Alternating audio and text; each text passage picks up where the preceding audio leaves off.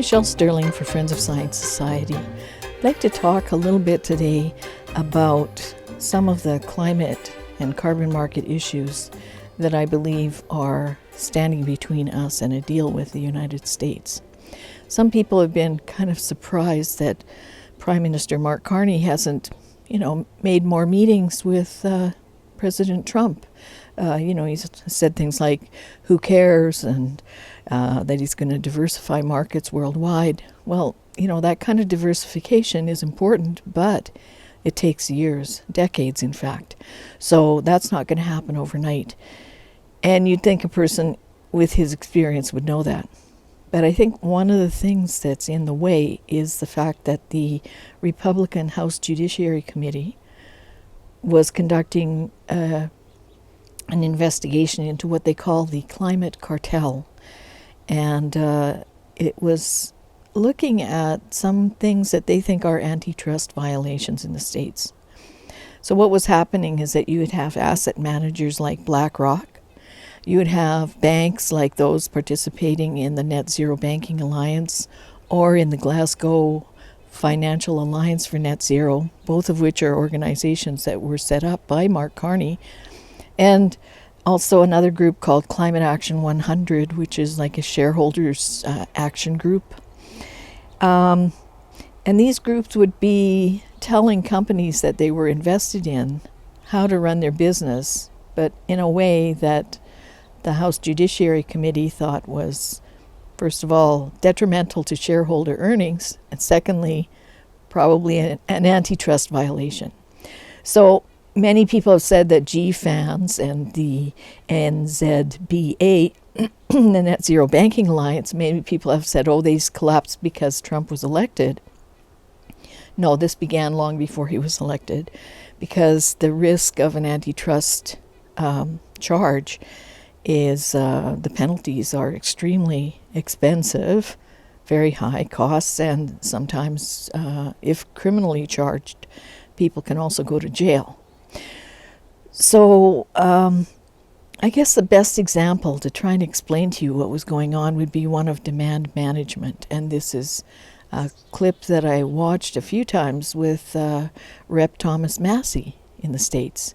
And he was asking one of these shareholder influencer groups, how can you invest in an airline and then write up a list of demand management principles where you tell the airline that people, you want to raise the cost, you want people to maybe buy carbon credits, you want them to not fly if there's a train that will take them, say, on a short run flight of 2 hours or less, then you won't let them fly if it's a 2-hour flight.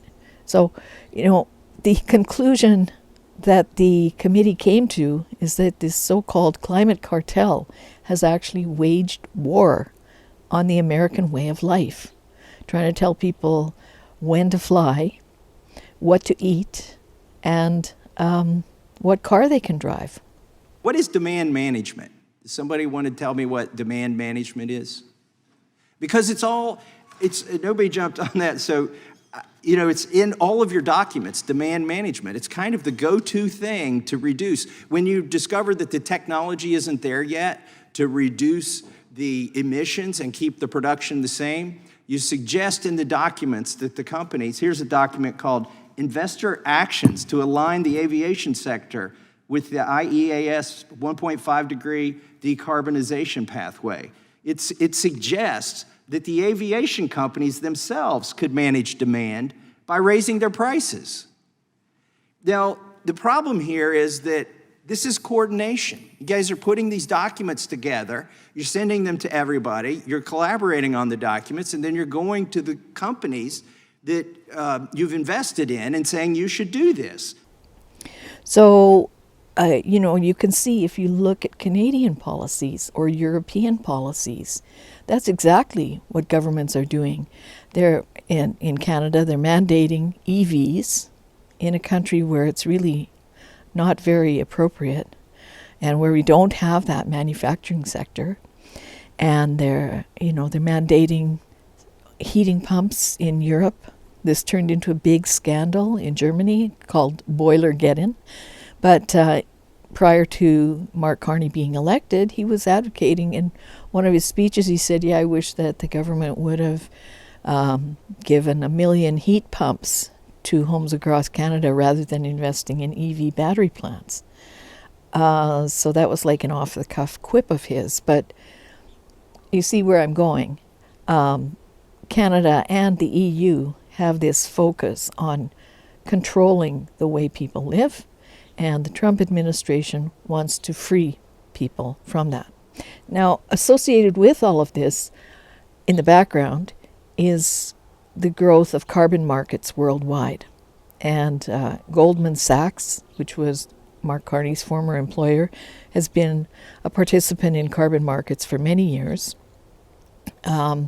The ultimate goal in Canada is to engage in nature-based climate solutions, meaning the commodification of nature and trading carbon credits by letting our beautiful nature be pristine and untouched, and hoping to make money selling credits to people who do things in a polluting way. And for this, they want a high carbon price. So you've probably heard that Alberta and the federal government are supposed to come to a conclusion about the price of carbon for industry, which presently sits around $20 in Alberta. And Alberta companies have a few different ways how they can deal with the tier market, it's called, in terms of carbon credits, carbon offsets. But if you can establish a very high carbon price, then of course the carbon trading market makes a lot more money, and they already make a lot of money.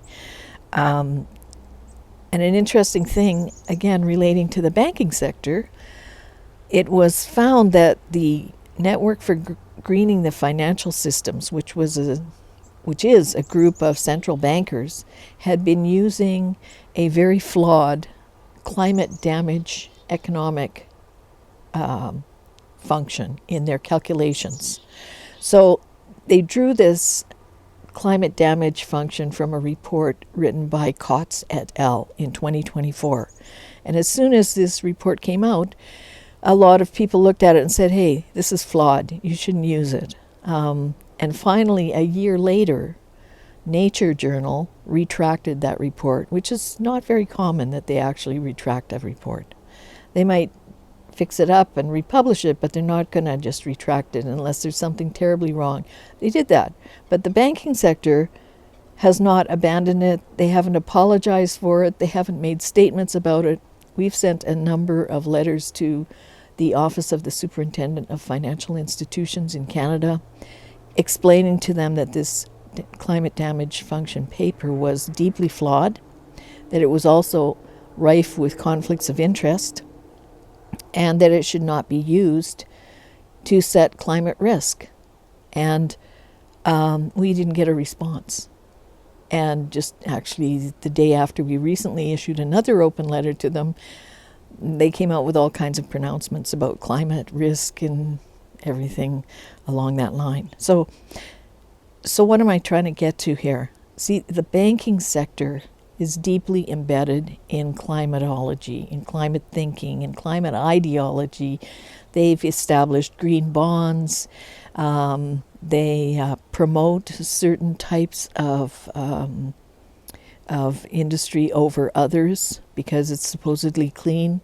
Royal Bank, we just did a video about them, and they're trying to force net zero on other people by using their banking power to coerce people or convince people into changing something. Like, for instance, they said, oh, we are using our influential commercial real estate leasing, which is very substantial.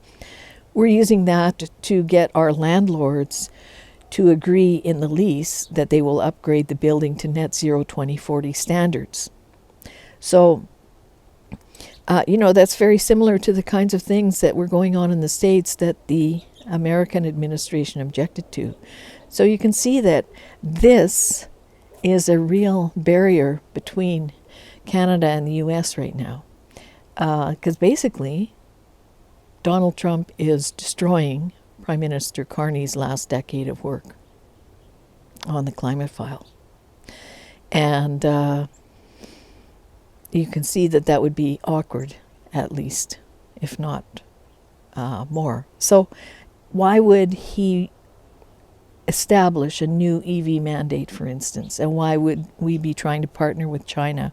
Well, because of the tariffs in the States. Trade between China and the US has dropped radically. I think they're back to about 2010 levels. So that's really hurting China. And you see a lot of the large investment organizations or funds, pension funds included, put money into many of these green projects, and most of these green projects are manufactured in China. So you can see that there's this kind of whiplash going on in the market, that it looks like Canada is trying to prop it up and make it work, when obviously net zero doesn't work. We're not going to reach our climate targets. This graph shows you why not. And even if we met all of our climate targets, we might reduce global warming by 7/1000ths of a degree Celsius by 2100. In the meantime, the Canadian economy would be totally devastated. So we've got quite a few different reports from Robert Lyman, and we've got a commentary on RBC's plan for net zero. Our professional engineering team wrote that some time ago, but it's still valid. We have lots of very good material on the power grid. Most of it's related to Alberta, but much of this will apply to other provinces. So, you know, when the Prime Minister rather blithely says, oh, we're going to double our power grid, or triple it, that's $1 trillion worth of work right there. Very complicated thing to do. It took us 100 years to build out our power grid. We're not going to be able to double or triple it in the next 5 or 10 years. So we have to stop with this magical thinking and be more practical. You know, we're geographically married at the hip to the United States of America. They're our largest trading customer. We speak the same language for the most part. We have very similar cultural backgrounds and customs. We shared history. So I think we have to be very pragmatic. Because otherwise, many of these policies that are being implemented right now, literally, the climate cult will drink Canada dry. For Friends of Science Society, I'm Michelle Sterling.